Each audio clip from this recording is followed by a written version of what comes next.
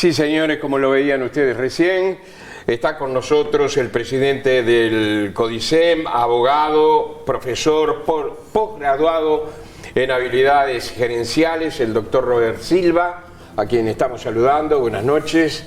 Gran tema este de la transformación educativa o reforma educativa. Pero creo que ustedes prefieren hablar de transformación educativa ahora, ¿no? Exactamente. Desde la lógica, bueno, un gusto estar acá, gracias por la invitación. Desde la lógica que este es un proceso que se inicia para continuar en análisis permanente, en evaluación continua, en muchas áreas, pero en la educación en particular, ya no es el tiempo de que aquello llegó para quedarse por determinado tiempo, sino que hay que incursionar en determinadas líneas de cambio, y esas líneas de cambio tienen que ser en análisis, en diálogo permanente con la realidad, con los distintos referentes integrantes. Es una transformación educativa que comenzaría en el año 2003, llegaría a su momento culminante en el 2025, que ha provocado muchas cosas, ocupaciones, reclamos, también aprobaciones, por supuesto. Ha tenido la aprobación nada menos que de toda la coalición de gobierno, ha pasado por un trago amargo allí en la Villa del Cerro, en su presencia. ¿Cree que hay un clima como para una transformación de este tipo, como para hacerla realidad? A ver, yo creo que cada vez que el país ha llevado adelante procesos de efectivo cambio, de efectiva transformación, se ha encontrado con resistencias de distinta naturaleza. Este no es la excepción. Nosotros aquí llegamos con un conjunto de propuestas respecto de las cuales nos comprometimos. Nos comprometimos a llevar adelante, no solo porque consideramos que son las pertinentes y las que el país tiene que tener, sino porque son aquellas que el país viene discutiendo hace muchísimo tiempo y que están en evidencia, o existe evidencia de que es necesario desarrollarlas y llevarlas adelante, y por eso estamos convencidos. Y por eso les decimos a quienes dicen que no están de acuerdo con muchas de las cuestiones, en particular con lo que tiene que ver con la transformación curricular, ir por un marco por competencias, que nos pongan las evidencias de por qué no están a favor. Y si no están a favor con eso, que nos pongan una propuesta alternativa, porque siempre decimos lo mismo. Dejar las cosas como están implica que todo no cambie. Y la realidad de la educación nos impone la necesidad de cambiar. Hoy leí un tuit que decía: no queremos detener la reforma educativa, queremos ser parte de ella. No sé quién lo habrá dicho. Docente. Docente, estamos de acuerdo, están siendo parte. Toda la formulación programática tiene 14 comisiones que están trabajando integradas exclusivamente por docentes e incluso por representantes de las ATD de UTU y de primaria. Es decir, los docentes están siendo parte. Desde la misma génesis, la construcción de los documentos que hemos realizado, el marco curricular nacional, las progresiones de aprendizaje, fueron elaboradas por docentes. Luego fueron pasadas a las ATD, fueron ATD por centro, ATD nacional. Hubo posiciones en contra, no hubo propuestas alternativas. Nosotros analizamos las posiciones contrarias de mercantilización, de trabajo hacia la precariedad, de generar una educación exclusivamente para el trabajo, de generar una educación que responde a intereses internacionales, vaya a saber de qué naturaleza. Les decimos, les aseguramos a la gente, eso no es así. Nosotros venimos de la educación pública, estamos trabajando por mejorarla, hemos tomado muchas de las propuestas que vienen de tiempos anteriores y creemos firmemente que este es el camino. Y reitero, si alguien considera que el cambio en la educación no es por este camino, que nos diga por cuál y estamos dispuestos a discutir. ¿No se han hecho planteos desde las asambleas técnico-docentes? No, nosotros hemos tenido para este caso concreto los informes, que en la última reunión que hubo, es posiciones contrarias, que no están de acuerdo a avanzar por las competencias, que no están de acuerdo que exista este criterio de política curricular, como lo estamos pensando, y no hubo propuesta alternativa. Se plantea sí una discusión que realmente es una falsa oposición entre competencia y contenido. No puede haber el desarrollo de competencias por parte de los estudiantes si los estudiantes no tienen contenidos disciplinares, es decir, las competencias se adquieren, se desarrollan desde la lógica de contenidos disciplinares o de asignaturas que contribuyen con las mismas. Pero esto no lo digo yo, esto no lo dice la ANEP, esto lo dice el mundo entero. Más de 140 países en el mundo tienen sus marcos curriculares, sus políticas curriculares basadas en competencias. Una de las críticas que quizás sea de recibo es cuando se habla de ir hacia, digamos, aprendizaje por competencias. Eso implica obviamente coordinación, o sea que varias disciplinas, varias materias, tienen que coordinar para, generar contenidos comunes. Y en ese contexto, ir hacia las competencias, se han eliminado horas de coordinación, ¿no? Que sería un poco a contrasentido de lo que está proponiendo actualmente el gobierno.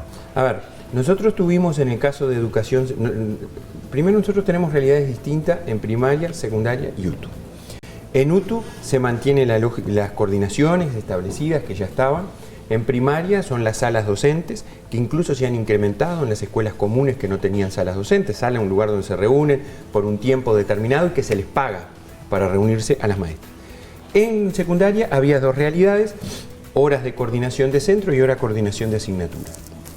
Lo que se estableció por parte de la Dirección General fue mantener las horas de coordinación de centros que pueden ser utilizadas para actividades propias del centro o para estas actividades que se van a llevar adelante a partir de esta propuesta. Es decir, no se eliminaron las horas de coordinación, sino que pasaron a ser 2, si no me equivoco, semanales, mensuales, para los docentes. Y a su vez, muchas de esas horas se reasignaron en proyectos de tutorías, porque se detectó que era necesario establecer acompañamientos para los estudiantes. Entonces esas horas que ahora no son de coordinación, gran parte de las mismas pasaron a los docentes para que sean tutores de los estudiantes a través de proyectos que los propios liceos presentan. ¿No tuvo un fin de ahorro, digamos? Tuvo un fin, de optimización en el uso de los recursos. Lo mismo cuando dicen muchas veces, recortaron los grupos. Bueno, no es que se recortaron los grupos, se estudió las necesidades de los liceos y se establecieron las cantidades de grupos en función de la cantidad de estudiantes. Hay dos realidades. Número uno, estamos bajando la matrícula. No lo digo yo, no me crean. Vayan al Observatorio de la Educación y miren la matrícula de educación secundaria. Cómo viene bajando en todos los niveles porque el país está bajando sus nacimientos y está llegando eso a secundaria ahora. Número dos, antes había un criterio diferente. Antes se establecía la matriz de grupos, se le daba a determinados actores, en particular a los representantes de los sindicatos, iban, hablaban, venían y se dialogaban. Nosotros cambiamos, secundaria cambió y le dio un rol protagónico a los directores y a los inspectores. Entonces les dijo, analicen la realidad, cuáles las necesidades, viene la matriz, se estudia y una vez que con los actores institucionales se establece cuáles son las necesidades de grupo, se comunica a todos, a sindicatos y a los centros educativos. Silva, capaz que voy un paso atrás demasiado, pero es muy compleja la reforma, hay muchas cosas. Pero si usted tuviera que decirle en pocas palabras a la gente común y corriente, ¿qué se está jugando? ¿Cuál es el eje de la reforma y qué nervios están tocando que genera reacciones de cuántos? A ver, nosotros tenemos acá una cuestión, si ustedes me dicen, ¿en qué es? Bueno, yo creo que hay muchas cosas. El eje de la cosa. El eje tiene dos pilares. Número uno, para hablar sencillo y que la gente entienda. Los planes y programas. El qué enseñamos, el para qué enseñamos y el cómo lo hacemos. Es decir, sencillo, los contenidos para el desarrollo de esas competencias, pensamiento crítico, pensamiento creativo, pensamiento científico, destrezas, habilidades, para hablar sencillo, que nuestros estudiantes tienen que tener para insertarse en esta sociedad llamada de conocimiento. Tenemos planes de hace varias décadas, y esa es la verdad. Le guste a quien le guste, digan lo que digan. Son primos hermanos de Planes del 47, algunos de ellos. Y luego el cómo, la metodología de enseñanza, las prácticas docentes. Y para eso viene la otra pata de la transformación. Uno es eso, lo curricular, los planes, los programas, las prácticas, tal evaluación acá metido también. Y la otra pata es la formación de los docentes. Es tener los mejores profesores, las mejores maestras que podamos tener. Y por eso vamos por el título universitario, el cambio en la formación inicial de los maestros, el formarlos en tecnología, en formarlos en segunda lengua, en que sea el docente experto en lo que es. ¿Un docente en qué somos expertos? En enseñar. No solo saber matemáticas, saber lengua, sino saber enseñar matemáticas, saber enseñar lengua. Y también la carrera. No solo hay que ascender por antigüedad. Entonces por eso pedimos plata, nos dieron plata y por primera vez van a haber concursos para que los docentes de secundaria y UTU asciendan por su idoneidad, por sus saberes. Por eso estabilidad. Es decir, carrera docente que hay que cambiarla y después formación permanente que también. Y por eso se llama Política Nacional Docente. Y en ese marco, estabilidad laboral, mejora de los salarios, hemos logrado que se recuperen los salarios de aquí al 2025. Dos pilares, lo curricular, planes, programa, formación de los docentes. Hoy Siempre- los empresarios... No, adelante, Camila. uno de los cambios tiene que ver con la repetición. No se va a permitir en los 2 primeros años. Se aprobó un primer documento. ¿En qué se fundamenta? A ver, acá también hay un tema que es importante que lo tenemos que poner sobre la mesa. Tiene décadas los reglamentos de evaluación y pasaje de grado. Tienen décadas. Y ha habido un avance en la psicología cognitiva, en la neurociencia, que nos muestran evidencia científica de que los chiquilines no están graduados, que hay desarrollos de los chiquilines que pueden muchas veces transitar ese año escolar. Entonces, si nosotros a eso le sumamos la división que estamos trabajando, y vamos a ver si lo logramos concretar, estamos trabajando para concretarlo, de la primaria por un lado, la media básica, la media superior, ¿dónde repiten más los gurises? Repiten más en primero de escuela, en primero de liceo y en cuarto de liceo, cuando cambian de ciclo.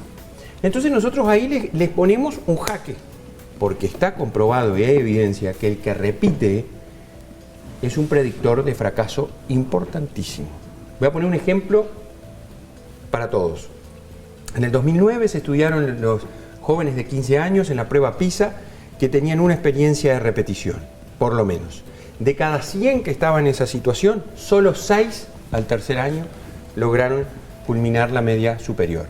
Es un predictor, por múltiples razones que no tenemos tiempo de analizar. Pero entonces, lo que nosotros decimos es, vamos a empezar a estudiar, a analizar, no eliminar la repetición, no vamos a eliminar la repetición. Lo que sí vamos a hacer es poner cuestiones complementarias, herramientas, estrategias de acompañamiento, de predicción. No en octubre darte cuenta que el estudiante no está obteniendo los logros. Y tener ahí equipos docentes, equipos multidisciplinarios, que permitan acompañar y que decir, bueno, capaz que lo que no logró en primero, lo logra en un trayecto más amplio, primero y segundo. Y no estamos inventando nada nuevo. Esto ya lo había propuesto Rama en 1999 y fue una batalla campal y retrocedimos y seguimos con lo mismo y mientras tanto masacramos y condenamos al fracaso a una cantidad que quiero decir claro para que no vengan a decir no, yo sé que la gente, que nuestros estudiantes no solo fracasan por un tema de repetición, lo tengo claro, es multicausal el tema. Porque dentro de digamos, los por qué de esta reforma tenemos el hecho ineludible de que depende de donde naces, si vas a terminar el liceo, Claro, o vas a terminar el igual. ciclo básico o vas a terminar la primaria. Ese es el problema de fondo. Lo vamos a abordar. ¿Cómo se ataca? Yo creo convencidamente, contrariamente a los que piensan las ATD, de que este país ha tenido siempre políticas focalizadas.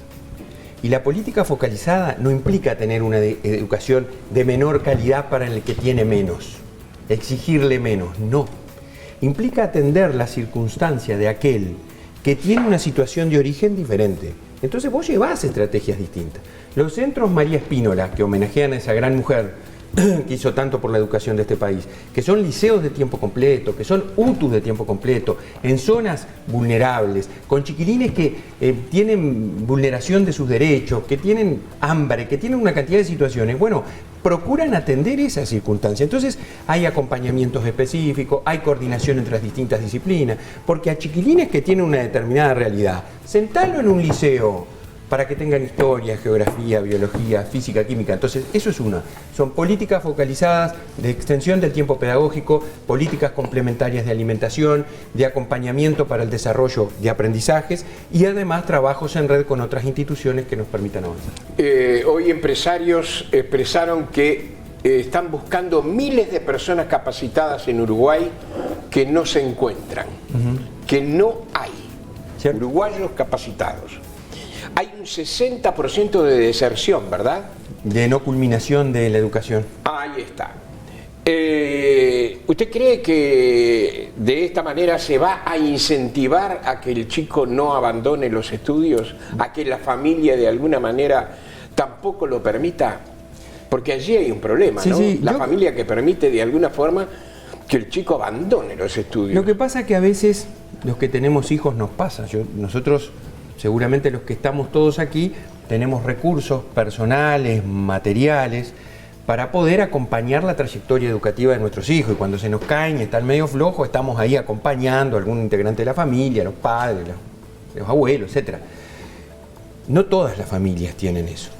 Y si vos a eso le sumás una educación que es pensada para el siglo XX, que tiene realidades que no dialogan, que no motivan al estudiante, que el estudiante no siente la utilidad, y yo lo digo la utilidad y no me importa que digan, ¿no? ¿Cómo vas a decir la utilidad? Sí, tiene que sentir que es útil para la construcción de su proyecto de vida, y eso hoy no pasa, porque tenemos repetición de temas a medida que va avanzando, tenemos descoordinación, tenemos faltante de tratamiento de temas que son necesarios, yo que sé, la alfabetización digital, todo el tema de la ciudadanía digital, todo el tema del desarrollo del pensamiento científico, en fin, una cantidad de cuestiones que el trabajo, la metodología, a ver, una cosa que yo digo que es fundamental, y yo en UTU la trabajé mucho como profesor, el tema del trabajo por proyectos, que permite generar diálogo entre las asignaturas, pero también motiva al estudiante. Tomás un problema social, lo traes para el centro educativo, ves cómo lo podés resolver, aplicás aprendizajes, desarrollás aprendizajes, motivás al estudiante. Eso creo que es fundamental, generar una educación motivante. Y además oferta, y con esto redondeo que estamos. Tenemos el primer bachillerato bilingüe de la educación pública de este país, en informática, que lo tenemos en Paysandú y en Montevideo y lo vamos a ampliar. Tenemos el primer bachillerato profesional en UTU de logística. Tenemos el primer bachillerato de movilidad eléctrica que el otro día presentamos en proceso de ampliación. Vamos el año que viene junto con Ceibal en coordinación y actuación, tomando la experiencia de los equipos de Ceibal, a tener programación en los bachilleratos de secundaria para 10.000 estudiantes. En fin, estamos haciendo cosas de mediano y largo aliento y cosas también para atender ese problema. Silva, el jueves pasado a esta hora estaba usted allí en el cerro, en medio de los incidentes. Yo le pregunto dos cosas en una. ¿Lo sorprendió la dimensión de los incidentes? ¿Qué dimensión tienen realmente las ocupaciones? Y si cree que detrás de todo esto hay un tema político también, de uso político partidario, ideológico. A ver, dos temas. Número uno, me sorprendió absolutamente lo del cerro. Nunca pensé que en el país, porque yo estoy desde hace mucho, yo tengo 51 años, estoy desde los 25 en la educación, participé con gran orgullo, lo digo, en el proceso de cambio liderado por el profesor Germán Rama.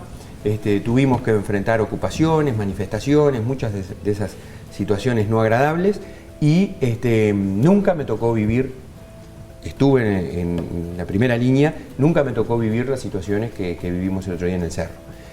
Porque además no solo fueron los huevos, las botellas, las piedras, la agresión, sino muchas veces uno sentía, y lo voy a decir, odio.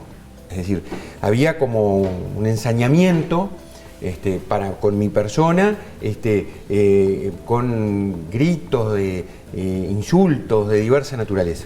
Y además una actitud patotera, que eso es lo que a mí también me complicó. Eso fue cuando salí, que fue muy doloroso y que no es el Uruguay que queremos y ojalá no se repita nunca más. Y quienes lo fomentaron, reflexionen, pero después fue la actitud patotera de tratar de impedir la realización del evento, que eso también ya más o menos nos había pasado en algún otro, pero que se agudizó aquí en el cerro. Entonces, es una situación compleja que nos dolió, que creo que marca un antes y un después y que ojalá no vuelva a repetirse. Respecto de la representatividad, yo no voy a decir si son representativos o no. Sí quiero decir que muchos de los argumentos que se utilizan ahora de mercantilización, de neoliberalismo, de privatización, son los mismos argumentos que venimos escuchando desde hace mucho tiempo. A mí me dicen, yo se los digo cuando venimos, ¿verdad? Me dicen, el Banco Mundial está estableciendo las líneas de... Mentira, es mentira. Yo soy el presidente de la ANEP. A mí el Banco Mundial no me dijo nada de lo que tengo que hacer. Nada. ¿Tienen un préstamo con el Banco Mundial o el Banco Interamericano de Desarrollo? Sí, el mismo préstamo que está desde la época de Rama y antes, que se viene renovando cada periodo de gobierno. ¿Y qué está en ese préstamo con estos organismos internacionales? Lo que nosotros, como autoridades educativas, definimos que hay que hacer.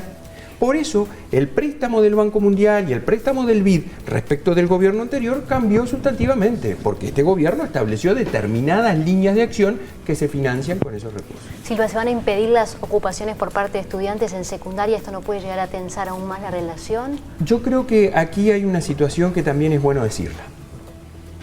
Nosotros respetamos los derechos de todos, pero nosotros cuando teníamos ocupaciones, tanto la Dirección General de UTU como la Dirección General de Secundaria procedían a desocupar, en particular las de estudiantes. Ocupación, desocupación. En el caso de las de estudiantes, había plataformas reivindicativas, las mismas fueron atendiéndose, hubo mesas de diálogo. En el caso de CODICEM nos reunimos con los gremios de secundaria se reunió con estudiantes y docentes de varios centros educativos. Veíamos que esto es como un día ocupo, te desocupo, al otro día ocupo, te desocupo, al otro día ocupo, te desocupo. Comenzamos a sentir el reclamo justo, lo digo francamente, el reclamo pertinente y legítimo de los que no ocupan. De los 15, 30, 40 o 10 que a veces ocupan un centro, empezaron a reclamar los otros, los que dicen yo quiero estudiar, yo quiero ir al liceo. Entonces, la Dirección General de Secundaria, aplicando el Estatuto del Estudiante y el Estatuto del Docente, a partir de esta semana nos informó y nosotros compartimos la decisión de que iba a, cuando decían vamos a ocupar, nosotros no vamos a entregar el centro, vamos a permitir que los que quieren ingresar, tanto docentes como estudiantes, lo puedan. ¿Esto es transitorio? Porque el legislador Sebastián Saine, por ejemplo, ahora decía que es, digamos, violenta un derecho constitucional, esto que acaban de anunciar. ¿Qué derecho constitucional? Bueno, le repito lo que está diciendo, el derecho de, por ejemplo, tomar este tipo de decisiones de ocupar. Pero la Constitución de no huelga y eventualmente de manifestarse de esa forma. A ver, nosotros... Digo, el estatuto de estudiante es suficiente para tomar esta decisión. El estatuto del estudiante dice que los estudiantes deben colaborar con el normal desempeño de las actividades del centro educativo y no la pueden impedir. Entonces, en consecuencia, la dirección de secundaria entiende pertinente que si los estudiantes quieren manifestar, está bien que lo hagan, pero no va a cerrar el centro, no lo va a entregar y va a permitir que las clases se desarrollen. Pues es una innovación, ¿no?, con respecto a lo que veníamos teniendo. Es un cambio, sí. Con respecto a los contenidos de la reforma educativa, ¿se va a aplicar también en los colegios privados? Bueno, nosotros tenemos una reunión la semana próxima. Nosotros entendemos que este proceso de transformación tiene que regir para públicos y para privados, porque es algo bueno, y lo voy a decir francamente, pasa en el mundo público también. Es algo que muchas cosas ya las están haciendo los centros educativos. Muchas de estos trabajos por competencia, el trabajo por proyecto, el trabajo a través de la resolución de situaciones problemas, se están llevando adelante.